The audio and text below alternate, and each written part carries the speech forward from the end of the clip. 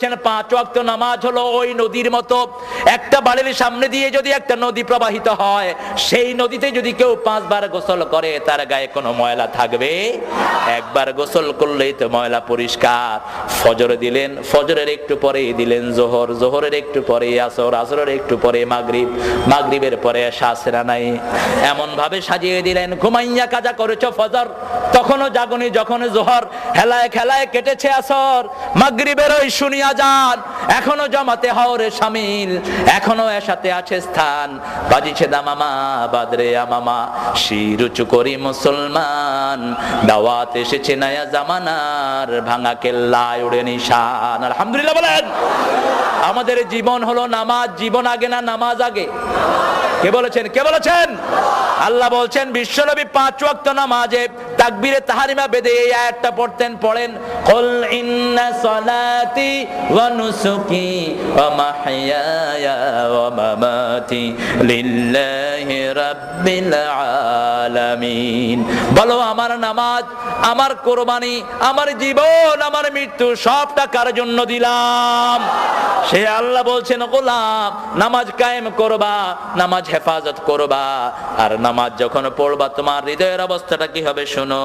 ওয়াল্লাযীনা হুম ফি সালাতিহিম খাশিউন।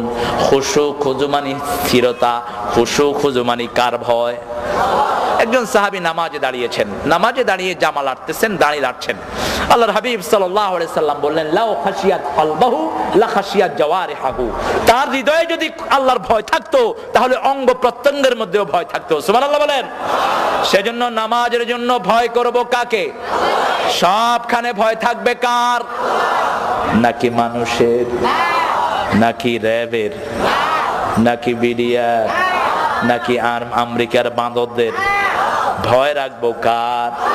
জীবন হলো one time, বারবার জীবনে পাবো না, একটাই জীবন, ইমানের উপরে থাকবো। রাজি আছেন না নাই? সেজন্য ইমানের রাস্তায় যত কষ্টই আসুক না, আমরা সেই রাস্তা ছাড়বো না। কারণ দুনিয়াতে আমরা কেউ থাকতে আসি নাই। নামাজের সমাজ কায়েমের জন্য যত কষ্টের দরকার আমরা করতে রাজি আছি না নাই? নিজেরা নামাজ ছাড়বো না, নিজেরা মসজিদগুলো আবাদ করব। আল্লাহর হাবিব সাল্লাল্লাহু আলাইহি সাল্লামের মাধ্যমে আল্লাহ হাদিসে কুদসিতে বলছেন, 2 প্রকার লোকের জন্য এই দুনিয়াটাকে আমি টিকিয়ে রাখি। এক হলো আমিরুনাল মাসাজিদ, আর দ্বিতীয় হলো মুস্তাগফিরিনা বিল আসহার, যারা মসজিদকে আবাদ করে আর যারা শেষ রাতে তাহাজ্জুদের সময় উঠে গুনগুন করে গুনার জন্য আল্লাহর কাছে কাঁদে। আল্লাহ এই 2 দলের মধ্যে আমাদেরকে শামিল করে দেন। আল্লাহ বলেও দিয়েছেন, শুনো আমার মুমিনের কাজ শুনো, ইন্নামা ইয়া'মুরু মাসাজিদাল্লাহি মান আমানা বিল্লাহ। যারা ঈমান এনেছে তারা মসজিদ আবাদ করবে। কে বলছেন? মসজিদের জন্য আমাদের মহাব্বত আছে না নাই? বিশ্বনবী বললেন, কলিজার টান যদি মসজিদের সাথে থাকে, কলবুহু মুআল্লাকুন ফিল মাসাজিদ সাবআতুন ইয়াযিল্লুহুমুল্লাহু ইয়াওমা লা যিল্লা ইল্লা যিল্লুহু, ইমামুন আদিলুন শাবুন নাশা ফি ইবাদাতিল্লাহি আযজা ওয়া জাল, রাজুলুন কলবুহু মুআল্লাকুন ফিল মাসাজিদ। বুখারী মুসলিমের হাদিস। কোরআনের পরে যে হাদিসের মর্যাদা, সেই হাদিসে আবু হুরায়রার বর্ণনায় বিশ্বনবী বলছেন, 7 ব্যক্তিকে আল্লাহ আরশের ছায়াতলে ছায়া দিবেন। আল্লাহ আমাদেরকে সেখানে জায়গা করে দিয়েন। এর মধ্যে প্রথম হলো ইমামুন আদিল, ইনসাফগার ইমাম। 2 নম্বর হলো যেই যুবক যৌবন বয়সে আল্লাহর ইবাদত করে। আর 3 নম্বর হলো যার কলিজাটা মসজিদের সাথে ঝুলে থাকে। সুবহানাল্লাহ বলেন। যখন যেখানেই থাকুক, আযান হলে সবার আগে কি? সবার আগে কি? আরো জোরে বলেন। সবার আগে নামাজ। আমাদের জাতীয় কবি বেচারার জন্য আমি দোয়া করি, নিজে খুব ভালো নামাজি ছিলেন না, কিন্তু মসজিদের জন্য তার হৃদয় আছে না নাই? আল্লাহর কাছে বললেন, আল্লাহ খুব বেশি নামাজে যেতে পারি নাই, কিন্তু যেই দিন আমি দুনিয়া থেকে বিদায় নেব, আমার কবরটা যেন হয় মসজিদের পাশে। মসজিদের পাশে আমার কবর দিও ভাই, যেন গড়ে হতেও মুয়াজ্জিনের আযান শুনতে পাই, আমার গোরের পাশে দিয়ে ভাই নামাজিরা যাবে, পবিত্র সেই পায়ের ধ্বনি এ বান্দা শুনতে পাবে, গোর আযাব থেকে গুনাহগার পাইবে রেহাই, মসজিদের পাশে আমার কবর দিও ভাই।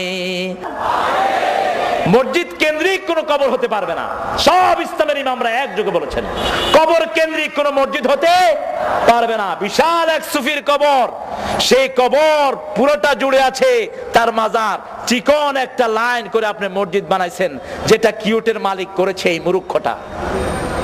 এই জাতীয় মসজিদ ভেঙে মাটির সাথে মিশিয়ে দেন, কবর কেন্দ্রিক কোন মসজিদ হতে পারবে না। হ্যাঁ, মসজিদ আছে, তার পাশে কবর হলে কোনো আপত্তি, যেমন মসজিদে নববীর পাশে বিশ্ব নবীর কবর আছে না নাই, বাইতুল মুকাদ্দাসের পাশে অনেক নবীর কবর আছে না নাই, সেটাতে কোনো দোষ নাই। কিন্তু কবর আগে না মসজিদ? কোনটা আগে? মসজিদ আগে, এটা যেন খেয়াল থাকে। আপনার শেখ একজন মারা গেছে, নামাজ নাই, রোজা নাই, সারা শরীর থেকে দুর্গন্ধ, কুত্তা পচা গন্ধ করে সারা শরীর থেকে।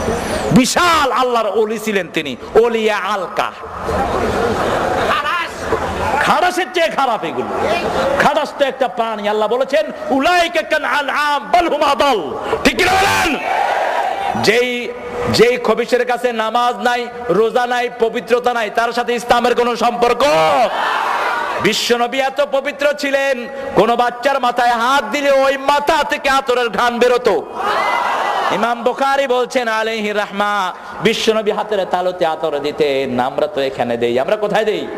এখানে দেই। বিশ্বনবী এখানে দিতেন। কারো সন্তানের মাথায় হাত দিলে সবাই বুঝতো এই শিশুর মাথায় হাত দিয়েছেন মুহাম্মদ সাল্লাল্লাহু। নামাজ আছে যেখানে পবিত্রতা সেখানে